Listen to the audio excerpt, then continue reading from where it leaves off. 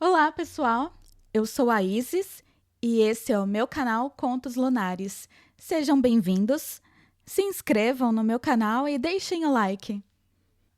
Hoje vamos falar sobre uma romantasia nacional, escrita por Helena Lopes, A Crisálida Dourada. Primeiro eu vou fazer uma breve resenha e aí depois eu vou dar a minha opinião com spoilers, tá? Mas fiquem tranquilos que eu vou avisar quando eu for dar a minha opinião, para que vocês não percam a experiência da leitura. Tudo bem? Combinado? Esse livro deve ter, assim, por volta de 650 páginas. E quando eu fui na Bienal, tinha uma fila enorme ali na Cabana Vermelha para pegar a assinatura, o autógrafo da autora. Aí eu fiquei curiosa, né? Eu falei, nossa, que livro é esse, né? Que interessante, é uma fantasia. Aí eu quis saber qual que era, né? Resolvi dar uma lida, né? E ver o que eu achava, né? Desse livro. No Scooby ele tá com uma nota de 4.4 no momento desse vídeo, né? E antes de começar, eu já aviso que esse livro é para maiores de 18 anos, né? Porque tem cenas hots e tem temas sensíveis também. Espero que vocês gostem, continuem ligados. Bora para a resenha, então. Essa história se passa num reino em guerra, tá? Eles estão em guerra com umas espécies de monstros, sabe? Umas criaturas que têm 4 metros. E por conta disso, todo primogênito da família é obrigado a servir o exército, a servir o reino e defender a região. Então, para isso, né, quando esses primogênitos eles completam uma certa idade e num certo período, num certo período de tempo, né, é, eles são recolhidos das suas casas por um grupo que é chamado de enforcadores. Eles são recolhidos, né, e vão fazer parte de tipo de um alistamento, né, aonde eles vão passar por um treinamento e esse treinamento pode ser mortal, tanto na seleção na pré-seleção deles, até o treinamento e as provas que eles têm que cumprir para se tornar parte integrante ali do exército do rei. Mesmo se tratando de um processo assim que muitos deles morrem, eles são obrigados a participar. Caso não participem, fujam ou a família esconda, né? Por lei, toda a família daquela pessoa ela é enforcada. Pois é. Assim, nessa história, né, dizem que há muito tempo houve mulheres que participaram desse processo. Mas essa história fica meio ali subjetiva, né? O que se sabe é que mulheres não costumam participar desse processo porque elas morrem ou acabam sumindo. Ninguém sabe o que acontece com essas que somem, mas sabe que elas morrem ali logo na pré-seleção. Então, geralmente quem toma esse papel na família, né, são geralmente os primogênitos homens. Nesse reino patriarcal e opressor, assim, todo filho que nasce fora do casamento, ele é um bastardo. E o que isso significa? Ele não é só tido como um bastardo, ele nasce com características físicas que o diferem na sociedade. Ele nasce com um olho de uma cor e o outro olho de outra cor. Né? Como é uma característica física muito visível, eles se tornam párias na sociedade. Mas o patriarca da família pode decidir que um bastardo primogênito possa participar desse processo de alistamento do reino. E é nesse contexto todo que começa a história, né, da nossa protagonista, a Kalina Fairborn. Ela é filha de um lord, né? E a família dela tá falida. A família dela gastou todo o dinheiro com a criação dela para que ela obtenha um bom casamento e com o treinamento do irmão bastardo dela. O irmão dela treina desde pequeno e esse treinamento não é barato, é caro, né? Então, todo o dinheiro que restava para a família foi investido nesse treinamento e no desenvolvimento dela, né? Ali como lady, né? Para que ela obtivesse um bom casamento. E quando chegou o momento do irmão dela servir, o Caleb, ele achava que não ia sobreviver e ele foge, abandonando a família da Kalina. E é nesse contexto que a trama ganha forma. A Kalina se vê numa situação em que toda a família dela, incluindo ela, correm riscos, né? Eles correm riscos de vida, porque se aparecer os enforcadores, pode condenar toda a família, né, para forca. Então ela toma ali uma decisão drástica. Ela se veste, né, com as roupas do irmão, corta o cabelo dela e finge que é o irmão dela, né? No momento que esses enforcadores aparecem, ela toma o lugar do irmão e vai para esse processo inicial desse alistamento. E esse processo inicial se passa num lugar chamado Campeia. Em Campeia, todos esses homens, né, inicialmente eles adquirem uma espécie de poder num poço, né? Então ela tem que passar por esse processo para chegar até o poço e geralmente as mulheres não sobrevivem a esse processo dentro do poço. E ela vai com a certeza de que ela vai dar a vida pela família dela, né? Pela a madrasta dela e a meia-irmã, que ainda é apenas uma criança. E ela vai disposta a se sacrificar. Então, é nesse contexto que ela encontra um antigo amor, né? Nesse lugar chamado Campeia. E ali ela passa várias aventuras e para sobreviver e para salvar as pessoas que ela ama desses monstros que estão atacando o reino. Bom, já falei da resenha, da premissa inicial. Agora vem a parte com spoilers. Então, se você ainda não leu o livro, tchau. A gente se vê numa próximo vídeo. Agora é a parte com spoilers. Eu vou falar o que eu achei do livro, tá? Então não tem como eu falar o que eu achei sem contar um pouco da história. Primeiro eu vou falar sobre os pontos positivos, o que eu gostei no livro, né? Bom, primeiramente eu achei assim um livro, tem uma fantasia incrível, né? É o terceiro livro dessa autora, né? E ela já começou escrevendo, assim, uma alta fantasia, o que é muito difícil. Ela teve que criar ali um mundo do zero. Ela criou uma mitologia ali, criou deuses. Ela criou maldições, criaturas mágicas, profecias, um sistema ali mágico inteiro, né? E é muito difícil escrever uma alta fantasia, né? Criar tudo, um mundo novo do zero.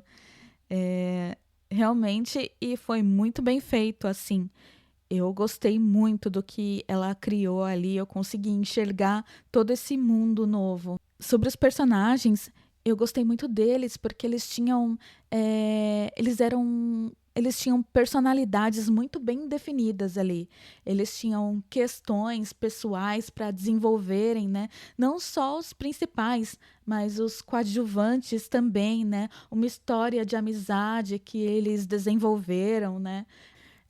os traumas psicológicos desses personagens que foram se resolvendo aos poucos em meio à trama. Não foi nada de repente, foi explicável, foi palpável, foi, foi com toque de realismo, assim.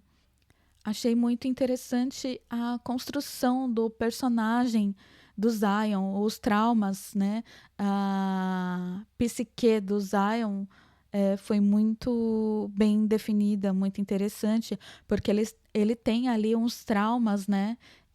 Da infância dele, que permeiam e guiam a vida dele até o momento, assim, da história. E a autora, assim, fez de uma forma que foi facilmente.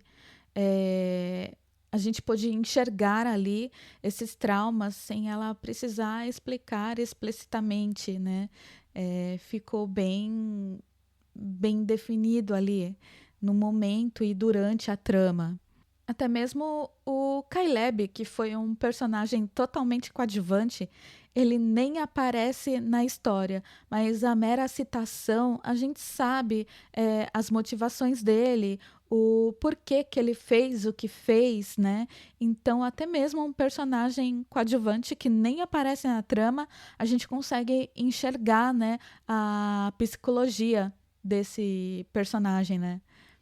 E o que eu gostei também bastante foi assim a jornada da heroína, né, da Kalina Fairborn, da passagem dela para uma lady ali que foi criada para se casar, foi criada para ser a esposa, né, de alguém, e ali ela tem que entrar nesse mundo totalmente novo e se tornar uma outra pessoa e se tornar uma guerreira. Essa passagem assim não foi uma coisa fácil, não foi do dia para a noite, foi uma coisa bem aos poucos, né? E com razões e motivações que eu pude enxergar assim na história perfeitamente. Eu gostei também das cenas de lutas, eu achei as cenas de lutas eh, foram bem escritas, eu consegui enxergar, imaginar, né, o contexto que estava acontecendo ali naquele momento, eu consegui imaginar tudo isso na minha cabeça.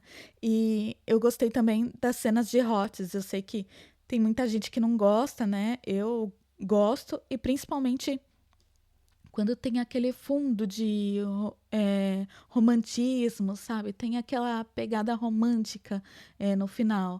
Eu gostei bastante das descrições e foi de uma forma assim que me deixou leve com o coração quentinho.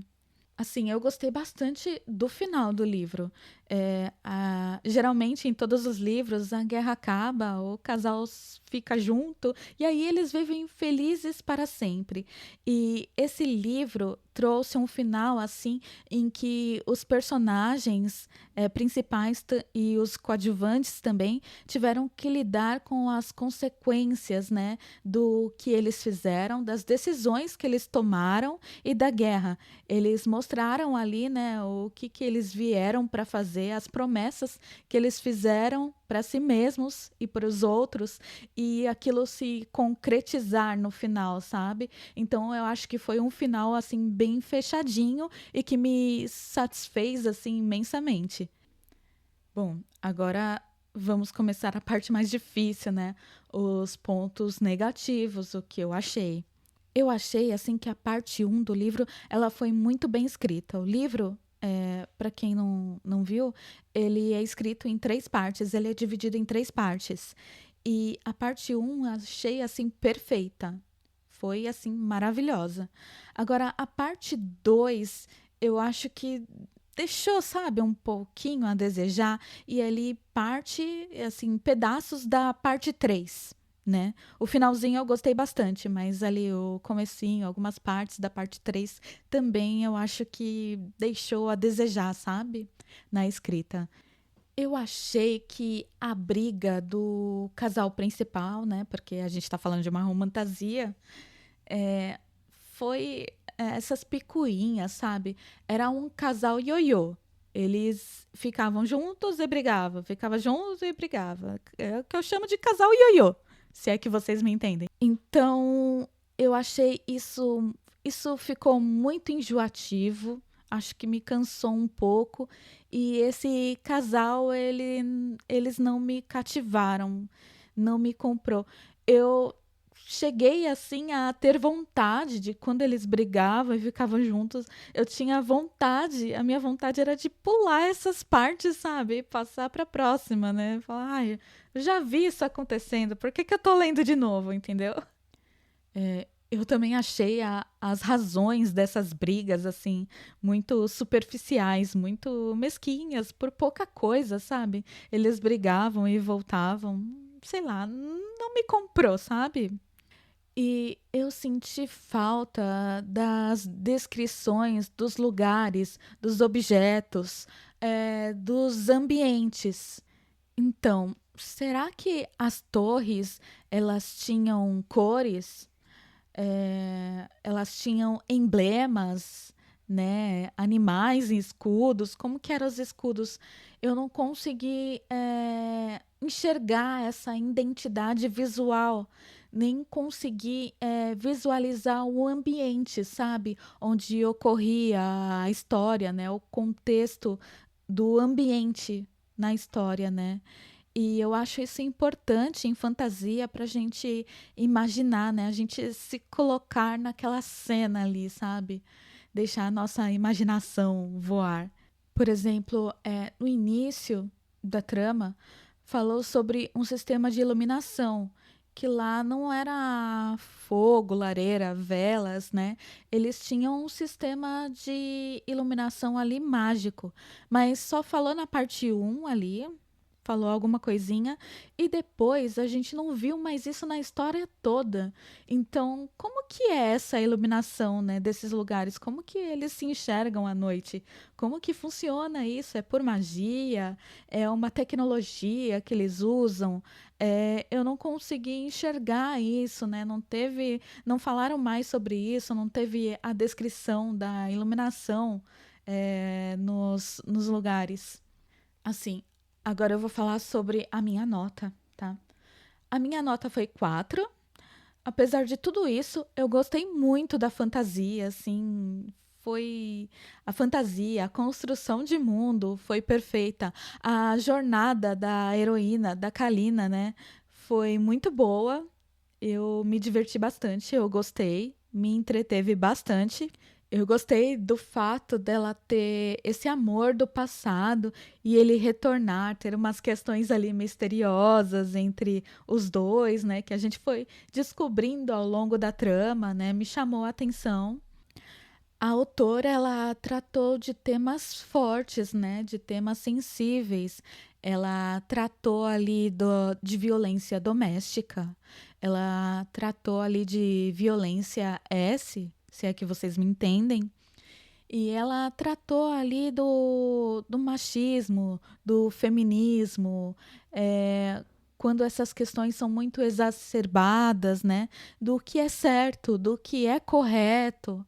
Então, foi algo que fez todos nós pensarmos e eu achei bem interessante o desenvolvimento dessas motivações sensíveis, né? Desses temas sensíveis durante a trama, né?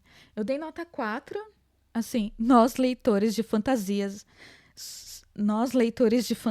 somos muito exigentes, né? E escrever uma alta fantasia não é fácil. Escrever um novo mundo, escrever uma mitologia toda nova, escrever ali todo, até teve mapa até, né? Ela fez um mapa do lugar, tal, as personalidades, o sistema político, a geografia. E além disso, com a construção de personagens, a construção da trama, né? É uma coisa realmente difícil e a gente é muito exigente, né? A gente tem que ser sincero, né? Eu acho que eu gostei muito dessa autora. É o terceiro livro, eu acho, que ela está escrevendo, então eu gostaria de ler mais. Eu quero ler as próximas fantasias, né? Eu espero que ela escreva mais altas fantasias, né? Ela tem uma pegada que as autoras de fora têm também. Eu consegui enxergar isso, né? E eu gostaria de ver. gostaria de ler mais, gostaria que ela se tornasse a nossa Sarah J. Maas aqui do Brasil, né, do nacional. E assim, eu torço muito para que isso aconteça e que abra as portas para novos autores assim de alta fantasia, porque não é um tema muito fácil de se escrever, de desenvolver. Então é isso. Comentem aqui o que vocês acharam, né? Sobre essa história. Se vocês gostaram, se vocês não gostaram, o que vocês gostaram mais, o que vocês não gostaram. Deixem aqui os seus comentários. E se vocês gostariam que eu falasse sobre outros livros nos próximos vídeos, também deixem aqui, tá? Eu só esqueci de falar que esse livro, A Crisálida Dourada, você encontra na Amazon em formato de e-book e ele está disponível para quem assina o Kindle Unlimited. Ele está disponível ali de graça para você pegar emprestado. E caso você queira adquirir a versão física, a Cabana Vermelha, ela faz esse envio, né, da versão física, só demora um pouquinho ali. Eu acho que demora cerca de 60 dias, demora um pouquinho bastante. Mas se você tiver vontade de adquirir a versão física, é só entrar no site da Cabana Vermelha e comprar por lá, tudo bem? Então eu fico por aqui. Até mais, pessoal. Beijo, até a próxima.